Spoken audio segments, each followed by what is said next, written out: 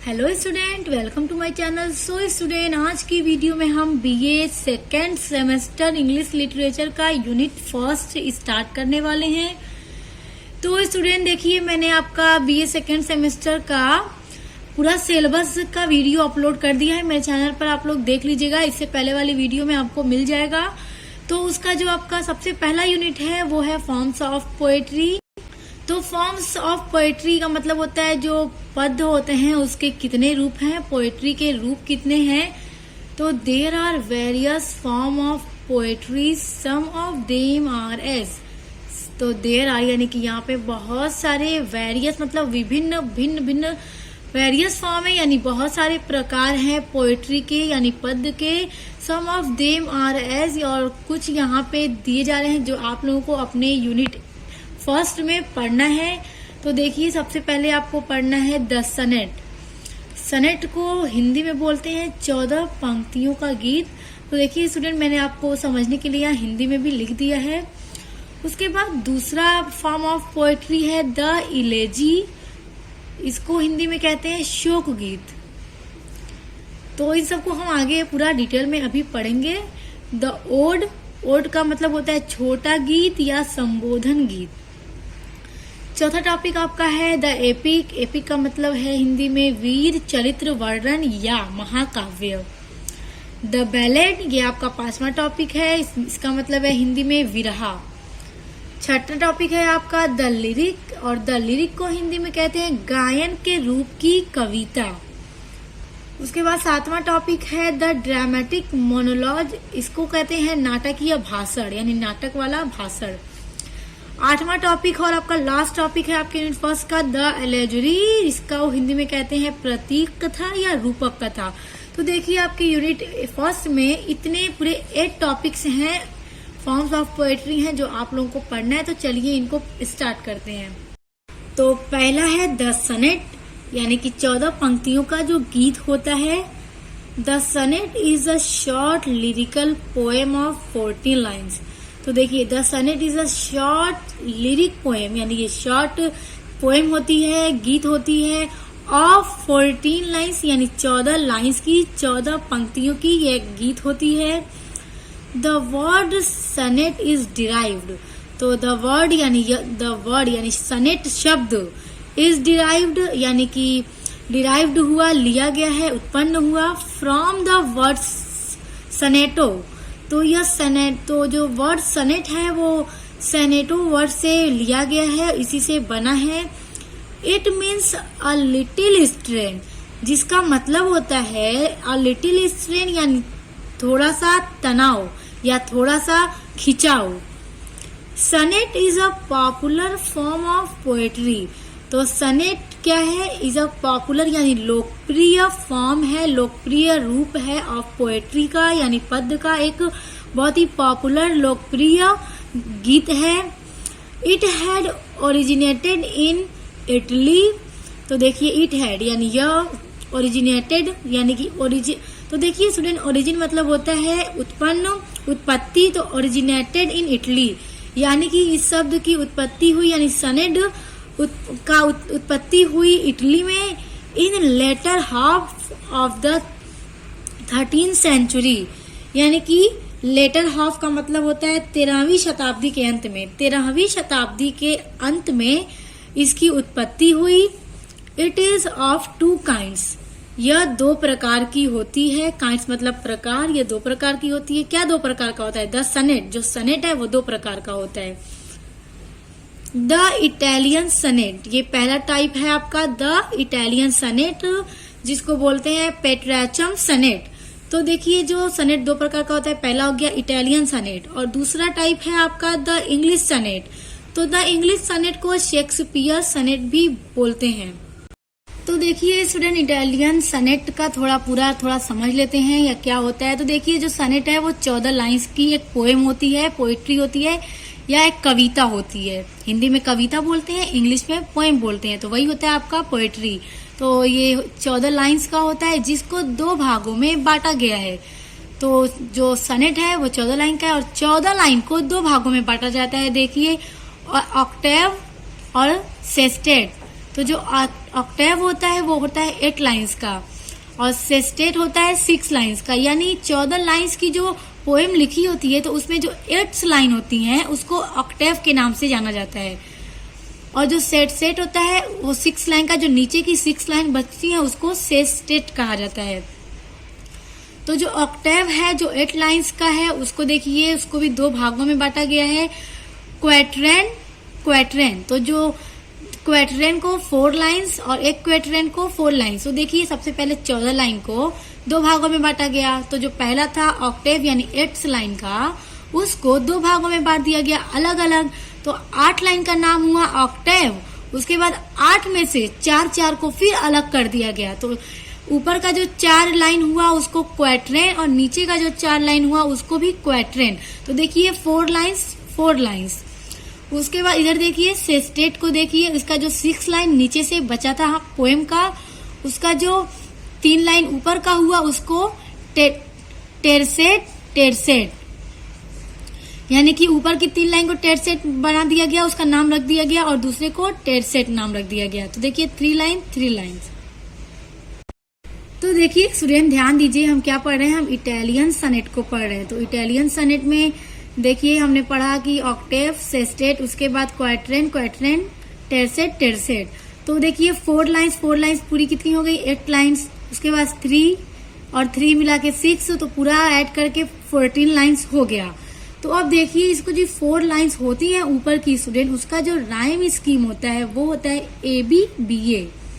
फिर उसके बाद जो दूसरा क्वैट्रेन है, नीचे का 4 लाइन है, उसका भी जो राइम स्कीम होता है वो होता है ABBA। उसके बाद टेरसेट का जो राइम स्कीम होता है वो होता है CDE। तो ये थोड़ा डिफरेंट है और ये थोड़ा सेम है। तो Italian sonnet rhyme scheme is ABBA CDE। तो इटालियन सनेट की जो राइम स्कीम होती है वो यही होती है स्टूडेंट, हमने लिख दिया आपके लिए। तो इटालियन सनेट की राइम स्कीम क्या है आपको लर्न होनी चाहिए, पता होनी चाहिए, बहुत ही इजी है। तो अब देखिए हम पढ़ते हैं इंग्लिश सनेट। तो स्टूडेंट अब हम इंग्लिश सनेट को पढ़ते हैं। तो देखिए सनेट क्या होता है, 14 लाइन्स की पंक्ति होती है, पोएम होती है 14 लाइन की। तो 14 लाइन की जो इंग्लिश सनेट है तो उस 14 लाइन को पूरे 4 भागों में बांट दिया गया है, 4 भागों में बांट दिया गया है। इटालियन सनेट में ध्यान रखिएगा 2 भागों में बांटा गया था, और इंग्लिश सनेट में उस 14 लाइन को पूरे 4 भागों में बांट दिया गया। तो पहला है क्वैट्रेन, तो पहले का नाम हो गया क्वैट्रेन, दूसरा क्वैट्रेन, तीसरा क्वैट्रेन, और जो चौथा है उसको बोलेंगे कपलेट, उसका नाम है कपलेट। तो देखिए जो पहला क्वैट्रेन है वो 4 लाइन्स का होगा, यानी कि जो पहला, इसमें जैसे बोला जाता है ना, आप लोग पैराग्राफ बोलते होंगे स्टूडेंट, तो वही एक मान लीजिए 14 लाइन की पोएम है। 14 लाइन के जो ऊपर की 4 लाइन हो गई वो हो गई क्वैट्रेट फर्स्ट, यानी पहला क्वैट्रेन। तो वो हो गया 4 लाइन्स का, जिसका राइम स्कीम है स्टूडेंट ABAB। दूसरा क्वैट्रेन है, इसको भी क्वैट्रेन के नाम से जानते हैं, और वो भी 4 लाइन का हो गया, यानी कि 4 लाइन के बाद की जो 4 लाइन है वो भी क्वैट्रेन हो गई, और उसका जो राइम स्कीम है वो है CD। तीसरा क्वैट्रेन यानी 4 लाइन्स का वो भी हो गया, तो उसका राइम स्कीम है EF। तो देखिए पूरा टोटल कितना हुआ, 4, 4, 8, 4, 12। उसके बाद जो चौथा नीचे की 2 लाइन बचती है, देखिए क्योंकि 12 लाइन तो हो गई और 14 लाइन का हमारा सनेट होता है। तो चौथा भाग बोला जाएगा कपलेट, और कपलेट 2 लाइन का है, 2 लाइन का कपलेट होता है, और कपलेट का जो राइम स्कीम होता है वो होता है GG। तो the rhyme scheme of English sonnet is ABAB CD EF GG, यानी कि पहले पैराग्राफ का जो राइम स्कीम वो क्या हो गया ABAB, दूसरे का CD, इसी तरह पूरा 3rd का 4 का हो गया स्टूडेंट। तो स्टूडेंट देखिए अभी हम इसका एग्जाम्पल नहीं देख रहे हैं इसी वीडियो में, इसको एग्जाम्पल के साथ मैं आपको नेक्स्ट वीडियो में समझा दूंगी पूरा इटालियन सनेट का आखिर ये राइम स्कीम होता क्या है। नेक्स्ट वीडियो में पूरा आपको क्लियर करा दूंगी एग्जाम्पल के साथ, क्योंकि अभी हम अपना यूनिट 1 पढ़ रहे हैं 2nd सेमेस्टर का, तो इसी को टॉपिक को पूरा आज वीडियो में कंप्लीट कर लेते हैं। तो चलिए इसका नेक्स्ट टॉपिक देखते हैं। तो आपके फॉर्म्स ऑफ पोएट्री का दूसरा टॉपिक है द इलेजी। इलेजी मतलब शोक गीत। An elegy is a song of लेमेंट।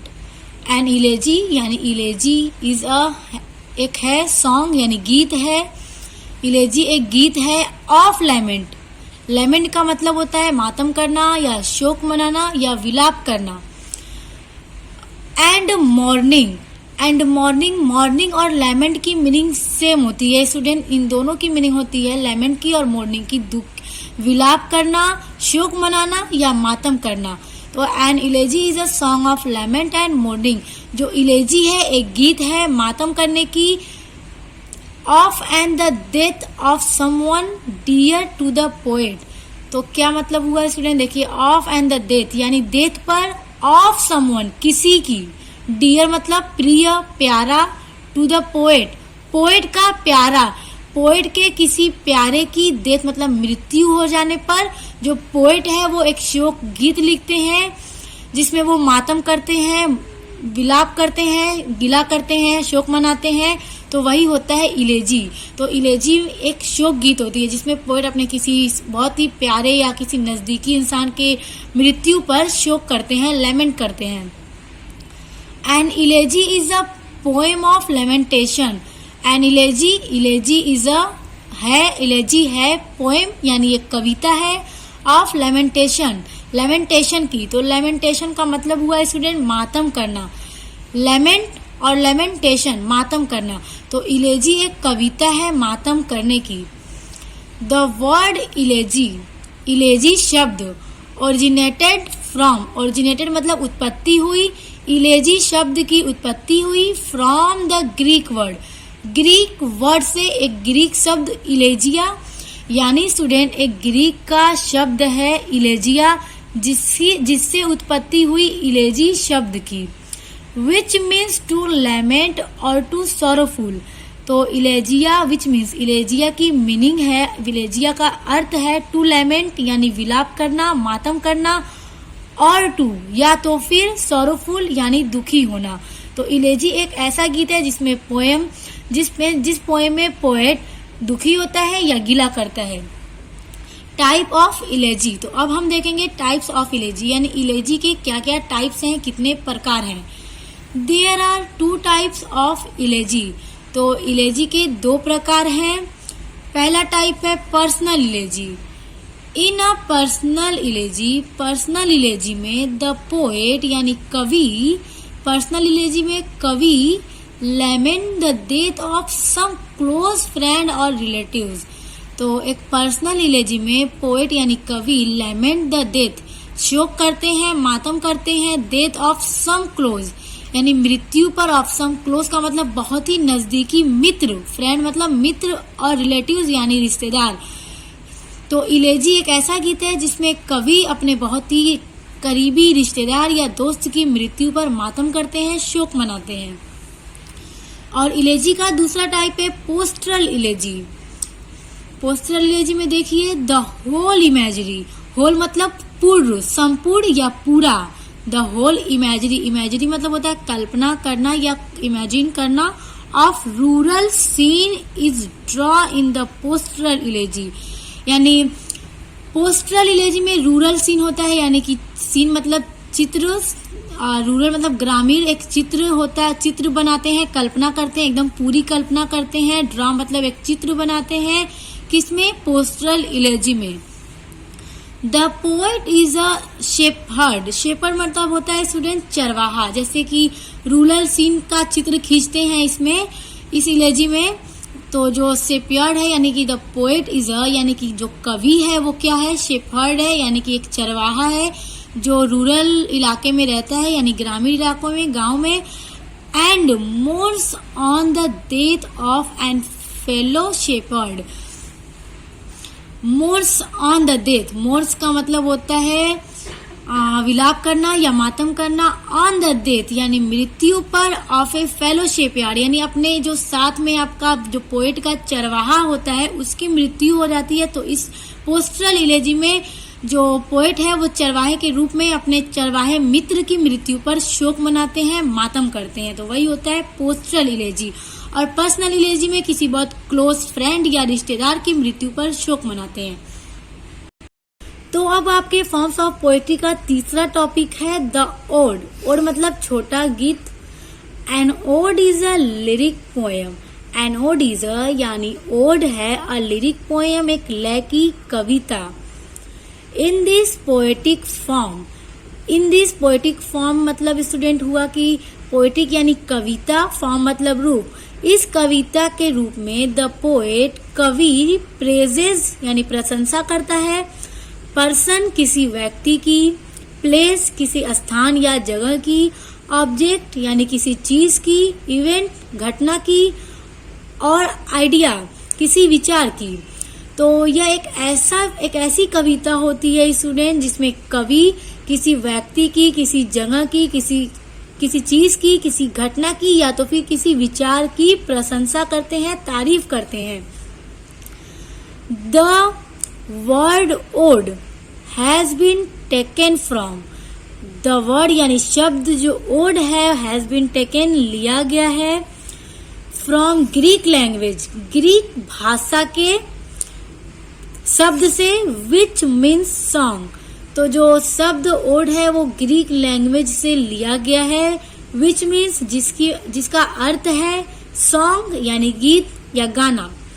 Which song is, तो जो सॉन्ग, विच सॉन्ग इज संग इन ग्रुप, तो ग्रीक भाषा के शब्द से लिया गया है ओड। तो वो एक ऐसा सॉन्ग है जो संग इन ग्रुप, जो गाया जाता है ग्रुप में, लोगों के ग्रुप में गाया जाता है, एंड डांस विद इट, और इस गीत के साथ डांस भी किया जाता है। There are 3 types of ode, ode के 3 टाइप्स होते हैं, 3 प्रकार होते हैं। पहला टाइप है पिंडैरिक ओड, दूसरा टाइप है होरेशियन ओड, तीसरा टाइप है irregular ode. Forms of poetry का आपका चौथा टॉपिक है द एपिक यानी महाकाव्य।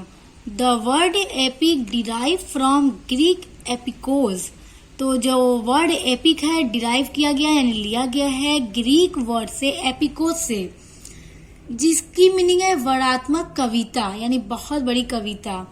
नरेटिव पोएम, मीनिंग और नरेटिव पोएम यानी बड़ी कविता। brings to our mind eyes the images of something big, magnificent and large than life।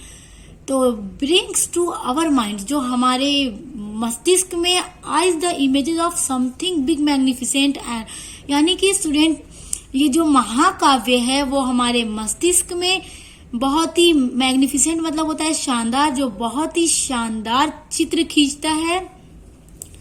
Joseph T Shipley ये कहते हैं, Shipley explain it as follows, तो जोसेफ टी शिपले एक्सप्लेन करते हैं, व्याख्या करते हैं। An epic is a narrative poem large in effect in the character, the events, the setting. The epic scale of being transcends at every point that of ordinary life. तो Joseph T Shipley व्याख्या करते हैं कि महाकाव्य एक वर्णात्मक कविता है यानी बड़ी कविता है, जिसका प्रभाव यानी महाकाव्य का प्रभाव, चरित्र, घटनाएं और योजनाएं बहुत बड़ी होती हैं। महाकाव्य की प्रकृति और सामान्य योजना वह समय है जो कि उपलब्धि की महानता से चित्रित किया गया है, उसको ड्रा किया गया है। तो आपके फॉर्म्स ऑफ पोएट्री का 5वां टॉपिक है द बैलेड। बैलेड मतलब मैंने आपको स्टार्ट में बताया था विरहा, बैलेड को हिंदी में विरहा कहते हैं। The name ballad derive from the Latin and Italian ballare और फ्रेंच बैलर। तो देखिए स्टूडेंट ध्यान दीजिए, द बैलेड, जो बैलेड शब्द है डिराइव्ड किया गया है, लिया गया है फ्रॉम द लैटिन, लैटिन भाषा से, एंड और इटालियन यानी कि इटालियन और लैटिन दोनों भाषाओं का एक शब्द है बैलरे, जिससे लिया गया है बैलेड। और यानी एक और बात, फ्रेंच, फ्रेंच भाषा का एक शब्द है बैलर, जिससे लिया गया है बैलेड। यानी कि लैटिन और इटालियन दोनों भाषाओं का एक शब्द है बैलरे और फ्रेंच भाषा का एक शब्द है बैलर, जिन तीनों भाषाओं के शब्दों से लिया गया है बैलड। विच मीन्स, जिसकी मीनिंग है, जिसका अर्थ है टू डांस, डांस करना, जिसकी मीनिंग है डांस करना। अ कन्वीनियंट शॉर्ट, कन्वीनियंट मतलब होता है सुविधाजनक, a convenient short definition of the form of poetry. तो ये सुविधाजनक डेफिनेशन करता है फॉर्म्स ऑफ, एक मतलब पोएट्री की सुविधाजनक परिभाषित करता है। पोएट नोन एज बैलेट, तो वही बैलेट के नाम से जाना जाता है। Would be that it is a song transmitted orally which tells a story, or that it is a short simple narrative told lyrically।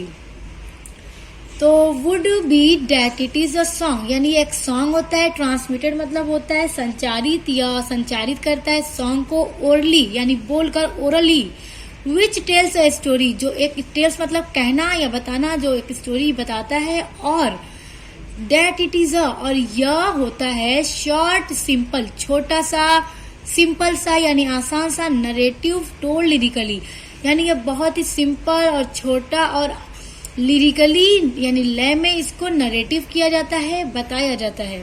तो यही होता है बैलेड। अब हम देखेंगे टाइप्स ऑफ बैलेड। बैलेड कितने प्रकार के होते हैं स्टूडेंट? तो बैलेड 3 टाइप्स के होते हैं। पहला टाइप है ट्रेडिशनल बैलेड, दूसरा टाइप है लिटरेरी बैलेड, और तीसरा टाइप है मॉडर्न बैलेड। सो स्टूडेंट, ये जो फॉर्म्स ऑफ पोएट्री अभी हम पढ़ रहे हैं, इसको आप बहुत ध्यान में रहकर पढ़िएगा, क्योंकि अभी हम पढ़ रहे हैं बैलेड। इससे पहले हमने अभी बहुत सारे पढ़ लिए हैं। तो एग्जाम में इस तरह से आपसे क्वेश्चन बन के पूछा जा सकता है कि आपके क्वेश्चंस आ सकते हैं, define the term the ballad, यानी कि जो बैलेड है उसको डिफाइन कीजिए, परिभाषित कीजिए कि बैलेड क्या है। तो अभी हमने पढ़ा कि बैलेड क्या है, तो आप लोग इसको बहुत ध्यान में रह के पढ़िएगा। नोट्स को आप लोग लिख भी सकते हैं, नोट डाउन कर लीजिएगा, ताकि आपको एग्जाम में लर्न करने में बहुत ही इजी हो जाए। अब हम पढ़ेंगे द लिरिक। तो स्टूडेंट, लिरिक को ध्यान में होकर पढ़िएगा, क्योंकि ये शॉर्ट क्वेश्चन में आपसे पूछ भी सकता है, और ये पूछा भी जाता है। पूछा जा सकता है कि what do you mean by lyric, यानी आप लिरिक से क्या समझते हैं, या डिफाइन द टर्म लिरिक। तो आपको पता होना चाहिए लिरिक क्या है, तभी आप लिख पाएंगे। ये 50 शब्द में पूछ देता है, 15 वर्ड्स में आपसे पूछा जा सकता है। The word lyric has been derived from the Greek word lyre। The word lyric, जो word lyric है, जो lyric शब्द है, has been derived, लिया गया है, from the Greek word, Greek भाषा के lyre शब्द से lyric लिया गया है। A musical instrument, originally lyric was a song। A musical instrument देखिए इसकी मीनिंग होती है अनेक प्रकार के बाजे। जो स्टूडेंट आप लोग जानते होंगे, अनेक तरह के बाजे होते हैं, जैसे वायलिन है, गिटार है, इसके अलावा भी और बहुत सारे बाजे हैं जिनको आप लोगों ने सॉन्ग्स वगैरह में देखा होगा। बहुत सारे स्टूडेंट हैं जो देखते होंगे तो जानते होंगे। जो सिंगर होते हैं वो सॉन्ग जब गाते हैं तो आगे पीछे बैठ के मतलब म्यूजिक बजाते रहते हैं। तो वो जो म्यूजिक होता है वो इंस्ट्रूमेंट होता है, म्यूजिकल इंस्ट्रूमेंट, जिससे अलग अलग प्रकार की म्यूजिक्स निकलती हैं। तो जब जो सॉन्ग होता है, जब सिंगर गाते हैं तो बहुत ही अच्छी उसकी लय बनती है। तो वही यहीं पे वही बात हो रही है student. A musical instrument, originally lyric was a song in a Greek which was संग और प्लेड। तो ये एक ऐसा सॉन्ग है जिसको म्यूजिकल इंस्ट्रूमेंट के साथ गाया जाता है, यानी म्यूजिक के साथ गाया जाता है। इन ग्रीक यानी ग्रीक में, विच वाज ग्रीक में गाया जाता था, संग और प्लेड इसको गाया जाता था और खेला जाता था। प्लेड मतलब खेला जाता था।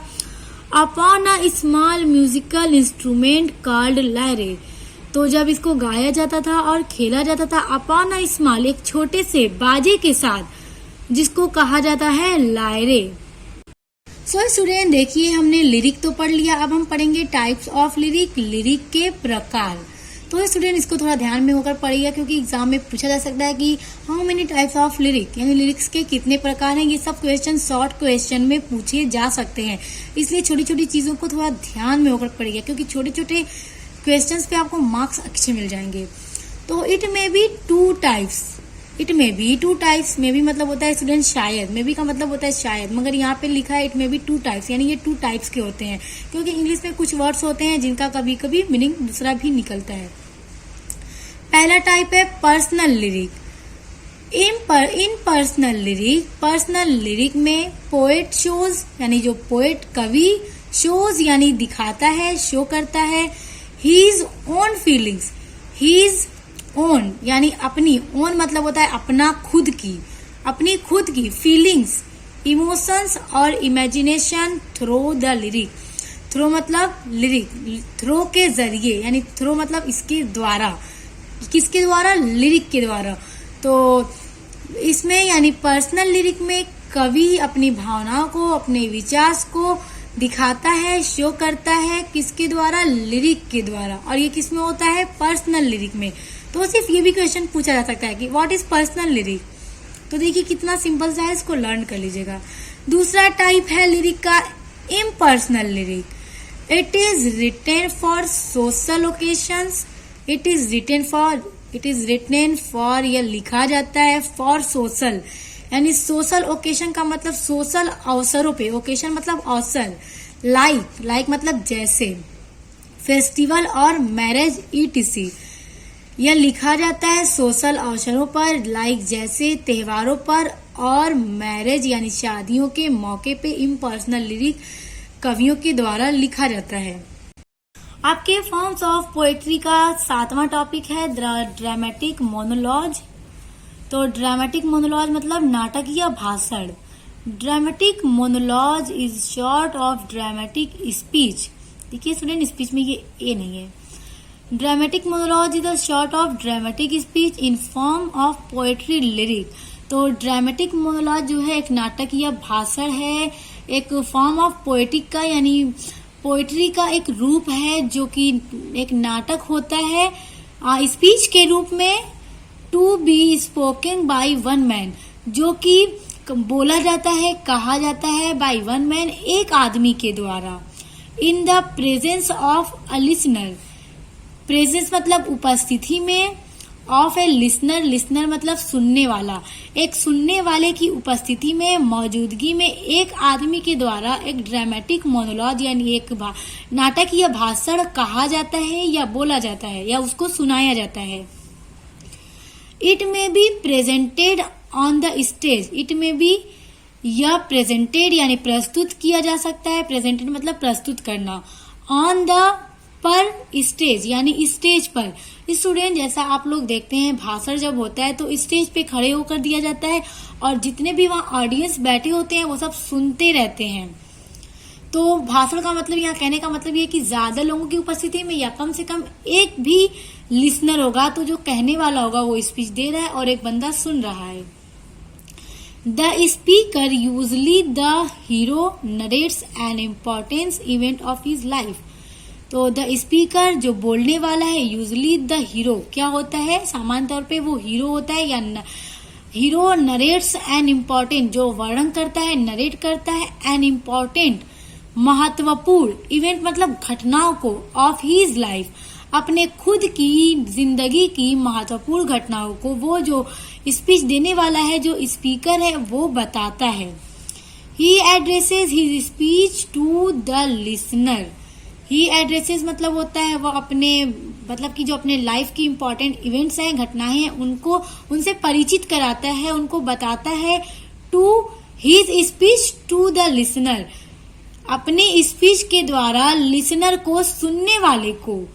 Who never speaks, who never speak, listener जो है, हु नेवर स्पीक, जो नेवर मतलब कभी नहीं और स्पीक मतलब बोलना, जो लिसनर है वो बोलता नहीं है।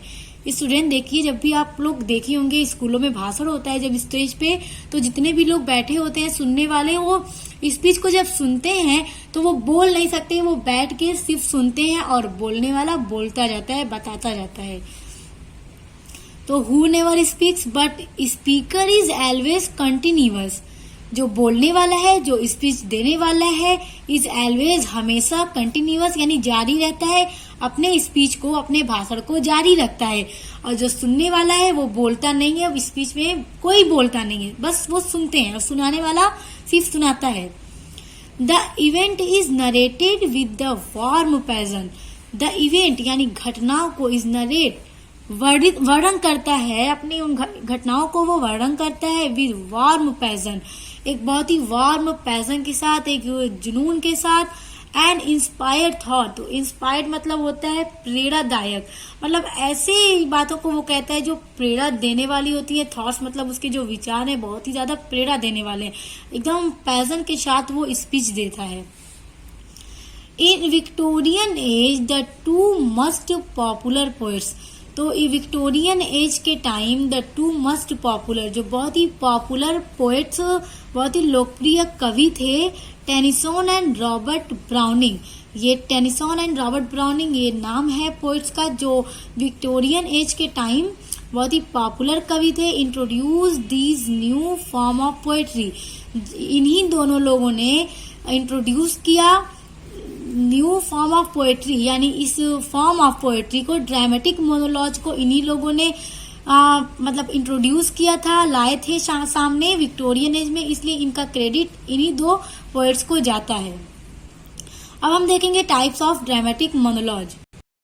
टाइप्स ऑफ ड्रामेटिक मोनोलॉग यानी कि नाटकीय भाषण के प्रकार। तो ये 3 टाइप्स के होते हैं, देखिए डायग्राम बना दिया मैंने। पहला टाइप है रोमांटिक मोनोलॉग, दूसरा टाइप है कन्वर्सेशनल मोनोलॉग, और तीसरा टाइप है फिलोसॉफिकल मोनोलॉग। उसके बाद आपका यूनिट फर्स्ट का फॉर्म्स ऑफ पोएट्री का 8th टॉपिक है, लास्ट टॉपिक है ये आपके यूनिट का, allegory. Allegory is a literary device. तो एलेगरी क्या है? एलेगरी एक लिटरेरी डिवाइस है, यूज टू जो यूज की जाती है, एक्सप्रेस यानी व्यक्त करने के लिए, large complex ideas in a approachable manner. तो एलेगरी एक लिटरेरी डिवाइस है जो यूज की जाती है एक्सप्रेस करने के लिए, लार्ज यानी बड़े, कॉम्प्लेक्स मतलब कठोर विचारों को, इन अ अप्रोचेबल मैनर एक समझ में आ जाने वाले मैनर में बड़े, लार्ज और कॉम्प्लेक्स यानी कठोर विचारों को व्यक्त करने वाला जो डिवाइस है वो है allegory. In Europe the allegorical poetry had its origin in the story of the Bible. In Europe में मतलब कि द एलोगोरिकल यानी कि जो एलोगोरिकल, जो एलोगरी रूपक है, एलोगोरी मतलब रूपक, तो जो रूपक पोएट्री है, कविता है, उसकी उत्पत्ति हुई, ओरिजिन मतलब उत्पत्ति हुई in the stories of the Bible. Bible की स्टोरी में रूपक की यानी एलोगरी की उत्पत्ति हुई। कहाँ पर हुई? इन यूरोप में हुई। The short moralistic stories were composed by the fathers, introducing an element of mysticism into theology that soon passed into literature। तो स्टूडेंट इसकी उत्पत्ति हुई थी यूरोप में, बाइबल की स्टोरीज में। तो जो पादरी लोग होते थे, जो फादर होते थे, वो लोग नैतिक यानी कि मोरलिस्टिक स्टोरीज लिखा करते थे जिसमें आध्यात्मक में रहस्यवाद का तत्व होता था। दैट सून पास जो बहुत ही जल्द मतलब धीरे धीरे, जो बहुत ही जल्द, इनटू लिटरेचर जो सून पास इनटू लिटरेचर जो बहुत ही जल्दी लिटरेचर में भी प्रवेश हो गया, चला गया। The writer says one thing but actually means something else. तो द राइटर यानी जो लेखक अपनी पोएम में कहते हैं, जो वो बात कहते हैं, बट एक्चुअली मीन्स जो बात कहते हैं एक्चुअल में वो बात नहीं होती, उस बात का मतलब कुछ और होता है। तो वही होता है एलेगोरी कि राइटर कहता कुछ और है लेकिन एक्चुअल में उसकी मीनिंग कुछ और होती है। अब हम देखेंगे टाइप्स ऑफ एलेगोरी। तो टाइप्स ऑफ एलेगोरी का जो पहला टॉपिक है वो है biblical allegory. Biblical allegory invokes theme from the Bible and often explores the struggle between good and evil। तो biblical allegory invokes मतलब होता है स्टूडेंट मांगना, from the Bible often मतलब होता है प्राय, explore मतलब होता है खोज करना, struggle मतलब संघर्ष, good and evil अच्छे बुरे में। तो biblical allegory invokes theme मतलब मांग करती है, प्रार्थना करती है, themes को मांगती है from the Bible and often explore struggle जो अच्छे और बुरे थीम को खोज करने के लिए बहुत स्ट्रगल करती है, उसकी मांग करती है, प्रार्थना करती है, वही होती है biblical allegory. Types of allegory का जो दूसरा टॉपिक है वो है classical allegory. In the classical form of allegory poet represent. In the classical form यानी कि एलेगोरी की इस क्लासिकल फॉर्म में पोएट रिप्रेजेंट कवि प्रस्तुत करता है the things which are imagined not seen. तो एलेगरी की इस फॉर्म में जो कवि होता है वो प्रस्तुत करता है द थिंग्स, उन चीजों को, विच आर इमेजिन्ड, जो चीजें इमेजिन किया जा सकता है, कल्पना की जा सकती है, नॉट सीन, बल्कि लेकिन उसको देखा नहीं जा सकता, सिर्फ कल्पना किया जा सकता है। तो टाइप्स ऑफ एलेगरी का तीसरा टाइप है और लास्ट टाइप है modern allegory. Modern allegory stories of animals and birds. तो जो मॉडर्न एलेगरी होती है वो एनिमल्स यानी पशुओं की और पक्षियों की स्टोरी होती है। डेपिक्ट मतलब होता है स्टूडेंट चित्र बनाते हैं। Human themes and modern theme. तो इसमें जो होता है ना, मॉडर्न एलेगरी की में जो होता है वो जो स्टोरी होती है वो पशुओं की होती है स्टोरी और बर्ड्स की होती है, एनिमल एंड बर्ड्स की स्टोरी होती है। लेकिन इनको जो स्टोरी होती है वो डेपिक्ट करती है यानी चित्र बनाती है ह्यूमन थीम्स की यानी इंसानों के थीम की और मॉडर्न थीम की। लेकिन स्टोरी होती है पशु पक्षी की, मगर चित्र बनाती है इंसानों के थीम की और मॉडर्न थीम की। तो वही होती है एलेगरी, मॉडर्न एलेगरी। सो स्टूडेंट, आज की वीडियो में हमने आपके बीए सेकेंड सेमेस्टर का unit first forms of poetry पूरा कंप्लीट कर लिया है और आपकी जो सेकेंड यूनिट है वो है स्टैंजा फॉर्म्स। तो नेक्स्ट वीडियो में हम वो पढ़ने वाले हैं। तो अब मिलते हैं नेक्स्ट वीडियो के साथ।